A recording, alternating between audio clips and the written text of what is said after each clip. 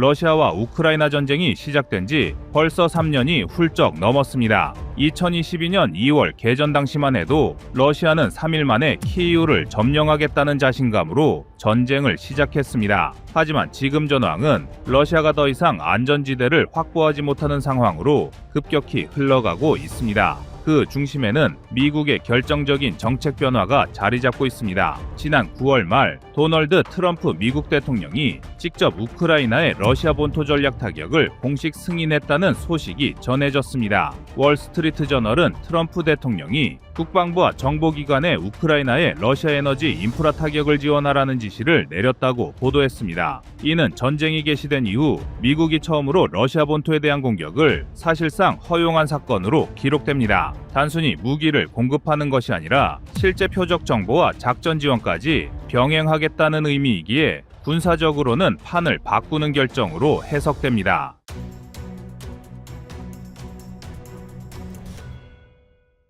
핵심은 미국이 지원하는 신형 장거리 무기입니다. 미국은 10월부터 ERAM 신형 순항미사일 3,350발을 우크라이나에 공급한다고 발표했습니다. 이 미사일은 사거리 240에서 460km, 비행속도 마하 0.6 수준으로 설계됐습니다. 우크라이나 북부 국경에서 발사하면 러시아 수도 모스크바까지 약 450km의 거리인데 사실상 직접 타격이 가능한 거리입니다. 이렇게 되면 러시아 입장에서는 수도 한복판이 더 이상 안전지대가 아니라는 충격적인 현실에 직면한 겁니다. ERAM은 또 레이더 피타뮬이 낮아 러시아의 방공망을 회피할 수 있는 정밀 타격 무기라는 점에서 의미가 큽니다. 러시아가 자랑하는 S-400 방공체계 역시 대규모 포화 공격 앞에서는 방어의 한계가 있을 수밖에 없습니다. 이뿐 아니라 트럼프 행정부는 토마호크 순항미사일까지 우크라이나에 제공하는 방안을 검토하고 있습니다. 토마호크는 사거리 2,500km에 달해 우크라이나에서 발사할 경우 모스크바는 물론 우랄 산맥 서쪽의 전략 거점까지 타격이 가능합니다.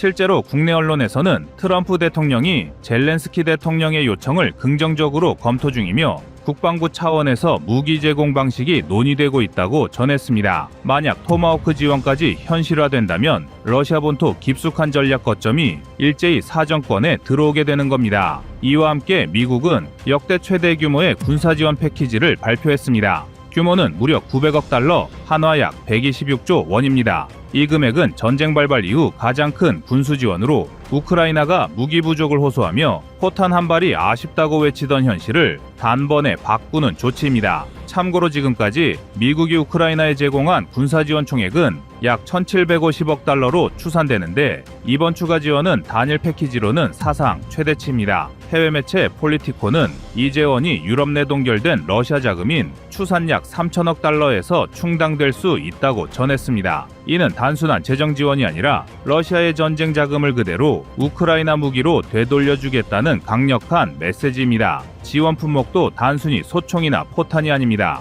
장거리 순항미사일, 방공체계, 대공미사일, 최신 드론, 전차, 장갑차, 탄약 수십만 발까지 포함될 예정입니다. 우크라이나가 그동안 러시아의 압도적인 포병 화력 앞에서 고전했던 이유가 바로 양과 질의 부족이었는데 이번 패키지로 그 격차를 단숨에 줄일 수 있게 된 겁니다. 여기서 중요한 건 미국의 태도가 불과 몇 개월 사이에 180도 바뀌었다는 점입니다. 트럼프 행정부는 원래 확전을 우려해 ATACMS 전술 탄도미사일의 사용조차 제한했습니다. 우크라이나가 발사할 때마다 미국의 사전 승인을 받아야 했고 러시아 본토를 향해 쓰는 것은 금지됐습니다. 하지만 이제는 모스크바 타격이 가능한 장거리 무기를 대량으로 지원하겠다고 나선 겁니다. 이는 푸틴 대통령이 휴전 협상에 미온적인 태도를 보이고 유럽에 대한 에너지 압박을 계속하는 상황에서 더 이상 미국이 수세적으로 머무르지 않겠다는 신호로 읽힙니다. 전문가들은 이번 조치가 1962년 쿠바 미사일 위기와 비슷한 수준의 전략적 파장을 불러올 수 있다고 경고합니다. 러시아 수도 모스크바가 직접 공격권에 들어오면서 전쟁은 방어전에서 본토 공격전으로 성격이 바뀌었습니다.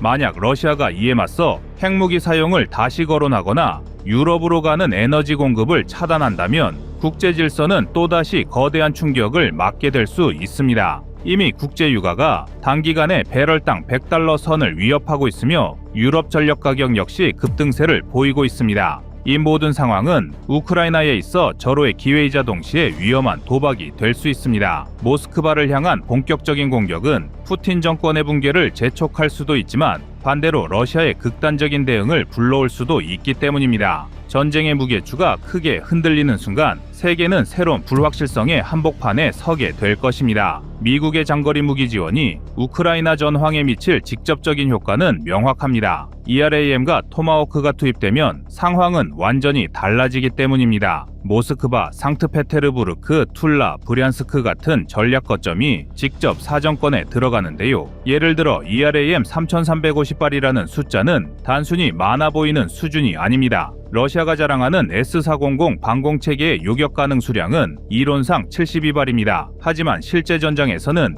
표적, 탐지, 추적, 동시 요격 제한 때문에 그 절반도 제대로 막기 어렵습니다. 만약 우크라이나가 ERAM을 1000발만 동시 발사한다고 해도 러시아 수도권 방공망은 포화 상태에 빠질 수밖에 없습니다. 이는 단 한 번의 대규모 공격으로 러시아의 에너지 인프라, 군사지휘소, 정치 중심부를 동시에 타격할 수 있다는 의미입니다. 또 다른 중요한 점은 토마호크 제공 가능성입니다. 사거리 2500km의 토마호크는 단순히 수도권만이 아니라 러시아 본토 깊숙한 군수산업 기지까지 공격할 수 있습니다. 러시아의 주요 전차 생산 공장은 니즈니 타길에 있는데 이는 모스크바에서 약 1700km 거리에 있으며 전략 폭격기 기지는 엥겔스에 있는데 이마저도 모스크바 남동쪽 약 700km의 거리입니다. 또한 원유 정제소와 가스 처리 시설은 우랄 서부와 시베리아에 집중되어 있습니다. 토마호크가 우크라이나에 제공된다면 러시아의 전쟁 수행 능력 자체가 장기적으로 붕괴할 수 있습니다.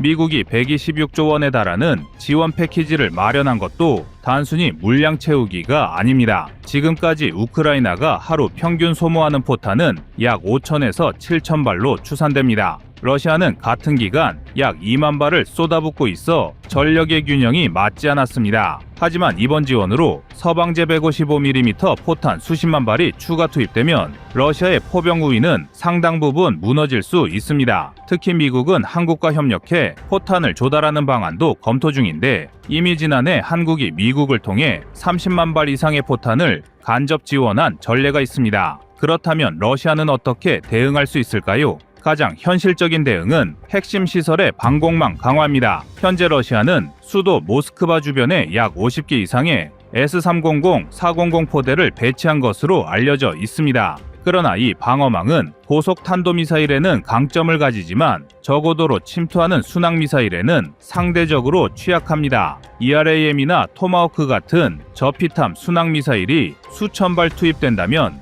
러시아 방공망은 사실상 그물망에 바늘이 통과 수준으로 무력화될 수 있습니다. 또 하나의 대응은 핵 위협 카드입니다. 러시아는 이미 2022년부터 10차례 이상 핵 사용 가능성을 시사했으며 최근에는 벨라루스에 전술핵을 배치했습니다. 하지만 실제 사용은 러시아에도 치명적 리스크가 됩니다. 핵무기를 사용할 경우 나토의 집단 대응을 불러올 수 있고 중국이나 인도 같은 우방국마저 등을 돌릴 수 있기 때문입니다. 따라서 현실적으로는 제한적 보복이 가장 유력한데 예를 들어 유럽 에너지 공급 차단이나 대규모 사이버 공격이 가장 가능성이 높은 시나리오로 꼽힙니다. 국제사회가 우려하는 부분도 여기에 있습니다. 만약 러시아가 천연가스 수출을 추가로 차단하면 유럽은 다시 에너지 위기에 빠질 수 있습니다. 2022년 겨울 러시아의 가스 공급 축소로 유럽 전력 가격이 5배 이상 폭등했던 사례가 그대로 재현될 수 있다는 겁니다. 현재 국제 유가는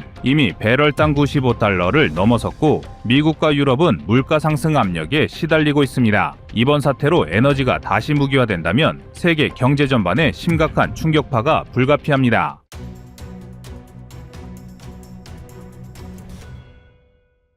다음은 25년 3월 11일 우크라이나 버려진 이유 영상입니다. 유럽의회는 현지 시각 28일 프랑스 스트라스부르 본회의에서 우크라이나 전쟁 관련 결의안을 채택했습니다.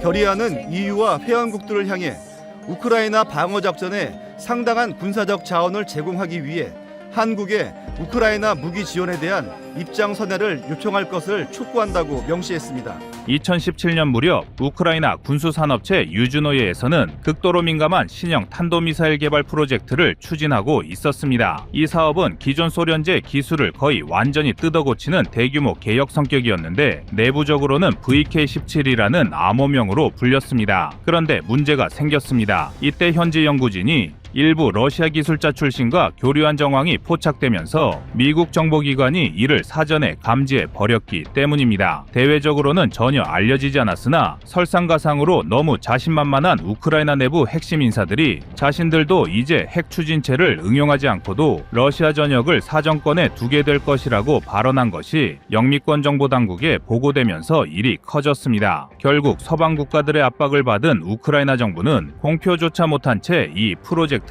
유야무야 중단할 수밖에 없었습니다. 이후 공식 문건에서 VK-17이라는 이름 자체가 삭제되었는데 이 사건이 훗날 우크라이나 전쟁 전반에 영향을 미친 우크라이나의 군사주권 강화 계획 중 하나였습니다. 만약 이 프로젝트가 성공했다면 지금 전쟁의 향방은 다른 방향으로 흘러갔을 수 있었을 것입니다. 즉 자국의 주권을 지킬 수 있는 강력한 군사력이야말로 혼돈한 국제정세와 상관없이 자국의 평화를 지킬 수 있는 가장 효율적인 방법이라는 것을 보여주는 사례라 할 수 있습니다. 그래서 준비했습니다. 오늘은 미국에게 벌여진 우크라이나의 속사정에 대해 알아보겠습니다.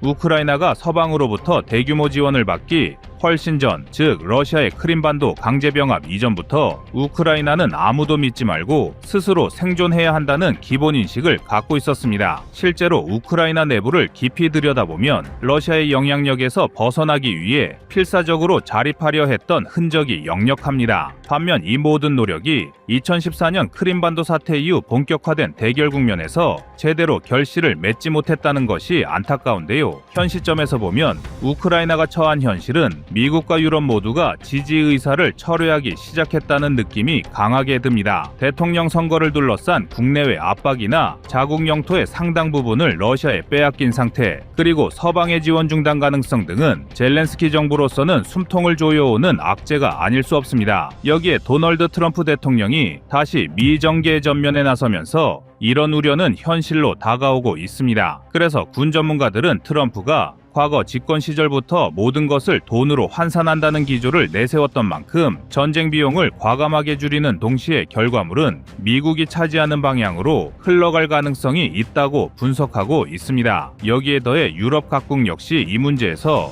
점점 손을 떼려 하는 모양새입니다. 표면적으로는 대러 제재와 우크라이나 지원을 계속하겠다고 주장하지만 전쟁 장기화에 따른 경제적 부담과 에너지 위기는 결코 무시할 수 없는 압력이기 때문입니다. 설령 독일, 프랑스, 영국이 제각기 무기를 더 공급한다고 해도 미국이 제공해온 인공위성 정보, 정밀 유도탄, 방어 시스템이 끊기면 우크라이나 군대는 크나큰 타격을 입게 됩니다. 이쯤에서 우리가 주목해야 할 지점은 푸틴의 속내입니다. 러시아는 이미 점령한 우크라이나 남동부 지역인 돈바스와 남부 회랑 일대에서 막대한 지하 자원과 주요 산업 시설을 손에 넣었습니다. 이 지대를 러시아 영토로 기정사실화하고 있는 와중에 여기서 전쟁을 멈춰버리면 푸틴은 국내외적으로 실리를 챙긴 승리자가 됩니다. 반면 우크라이나의 입장에서는 국토의 5분의 1가량을 잃은 상태로 전쟁을 중단하는 꼴입니다. 이는 젤렌스키 정권에 대한 내 외부 비판을 걷잡을 수 없이 키우는 요인이 됩니다. 애초에 전쟁의 최대 목표였던 2022년 2월 24일 이전 상태로의 회복이 깨져버린다면 국민들은 어마어마한 희생 끝에 결국 얻은 것이 없는 것 아니냐고 비난할 것은 명확합니다. 그렇다고 전쟁을 길게 끌 수도 없습니다. 미국과 유럽의 지원 약속이 빈말이 되어버리면 우크라이나는 사실상 버티기 어려운 처지에 내몰릴 것입니다. 이 과정에서 트럼프의 등장은 가장 강력한 분수령이 될 것으로 보입니다. 트럼프는 유럽과의 동맹 관계조차도 예외 없이 미국 이익의 관점에서 재단할 가능성이 크기 때문인데요. 실제로 트럼프는 집권 중 그린란드를 사들이겠다거나 캐나다에 대해 자국 편입 발언을 슬쩍 내비치는 등 외교적 금기를 무시해온 전례가 있습니다. 그렇다면 우크라이나 지원 중단 역시 수순처럼 보일 수 있습니다. 뿐만 아니라 러시아와의 관계 개선을 성과로 삼아 자국 유권자에게 어필하려 든다면 우크라이나는 더욱더 설 자리를 잃게 됩니다. 그렇다면 유럽이 적극적으로 나서서라도 우크라이나를 지원하느냐는 문제 역시 회의적입니다. 무기와 경제 지원을 꾸준히 제공해온 프랑스나 독일 입장에서도 전쟁이 끝없이 이어지면서 에너지 위기와 물가 상승 압박이 가중되는 것이 정치적으로 달갑지 않을 것인데요. 과거 1차, 2차 세계대전에서도 미국은 초기에 참전을 꺼리다가 결국 참전했지만 그 뿌리에는 언제나 미국의 이익이 존재했습니다. 우크라이나 문제에서도 마찬가지입니다. 전쟁을 길게 끌어봐야 자국의 이득이 되지 않는다는 판단이 서면 미국은 가차없이 지원의 손을 뗄 공산이 큽니다. 이때 우크라이나는 선택지가 거의 없습니다. 젤렌스키 대통령이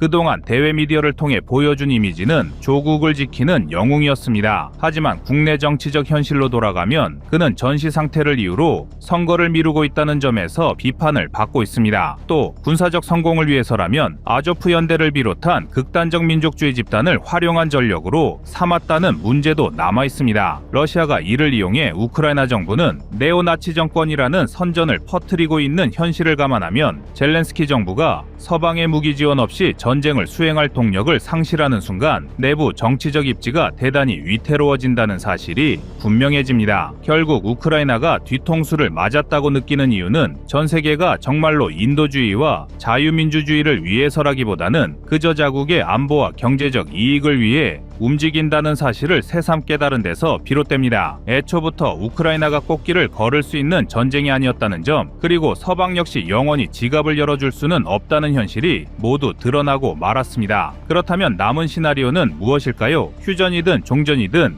우크라이나가 무언가를 포기하는 그림이 짙어집니다. 트럼프가 밀어붙이는 강제 휴전 시나리오에서는 러시아가 이미 점령해버린 영토의 상당 부분을 그대로 인정해주는 대신 전쟁을 멈추게 되는 형태가 가장 현실성이 높습니다. 어떤 식으로든 이 합의를 젤렌스키가 받아들이는 순간 국민적 비난이 터져 나올 텐데 이 비난이 언제 폭발할지는 미지수입니다. 그럼 이제 남은 의문은 도대체 어떻게 이런 상황이 만들어졌느냐는 점입니다. 앞에서 언급했듯이 우크라이나 내부는 이미 오래전부터 독자 무기 개발과 자주국방을 갈망했습니다. 그러나 이 욕망이 서방과 엇박자를 내면서 국제 지원이 차단될 위험에 처해 있었던 것이 사실입니다. 2014년 이후 우크라이나의 정치-경제 시스템이 서방 자본에 깊숙이 편입되면서 독자 노선을 걷는 게 어려워졌습니다. 여기에 더해 트럼프가 재집권하여 가장 먼저 시도할 일은 우크라이나 전쟁 종식이라는 명분으로 우크라이나가 원치 않는 조건을 통으로 밀어붙일 수 있다는 겁니다. 젤렌스키가 도저히 받아들일 수 없는 영토 분할안이 제시되어도 미국이 더 이상의 군사 지원은 없다고 선언하면 우크라이나는 사실상 꼼짝할 수 없습니다. 하지만 이 모든 상황이 100% 확정된 미래는 아닙니다. 미국 내 정치 지형이 어떻게 요동치느냐에 따른 변수가 남아있고 혹은 유럽연합이 결단을 내릴 가능성도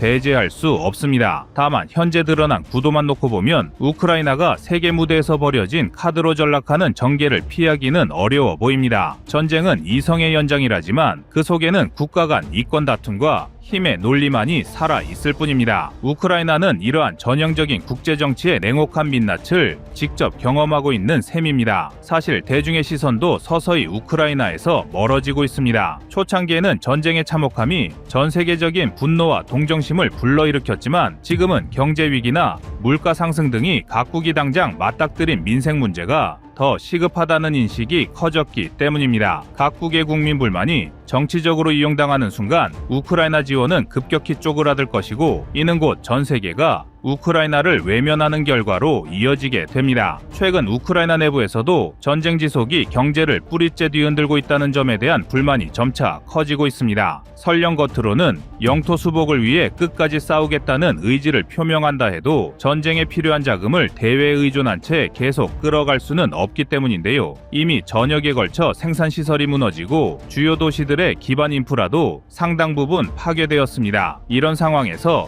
러시아가 점령해버린 남동부 지역에는 예상보다 빠른 속도로 임시 행정 조직이 구축되고 있습니다. 러시아 측은 이 지역에 7여 개 인사들을 적극적으로 내세워 이곳은 원래부터 러시아 땅이었다는 논리를 퍼뜨리고 있고 러시아 여권을 발급하는 행정행위도 가속화하고 있습니다. 이는 실질적 점령을 기정사실로 함으로써 우크라이나의 영토 주권을 무력화시키는 전략입니다. 유럽과 미국 역시 우크라이나의 사태가 종료된 이후에 벌어질 재건 사업에 대한 이권 다툼을 이미 염두에 두고 있다는 점도 기억해야 합니다. 전쟁이 언제 어떻게 끝나든 포성 뒤에는 막대한 복구와 인프라 개선 프로젝트가 뒤따를 것은 당연한데요. 트럼프가 지향하는 이익중심주의는 재건 사업을 독점적으로 수주하려는 시도로 이어질 가능성이 크고 러시아는 또 다른 형태로 영향력을 행사할 수 있습니다. 결국 우크라이나 입장에서는 이 전쟁이 끝나서 영토를 일부 포기하더라도 나토 가입 혹은 안전보장조약 등을 확보할 수 있다면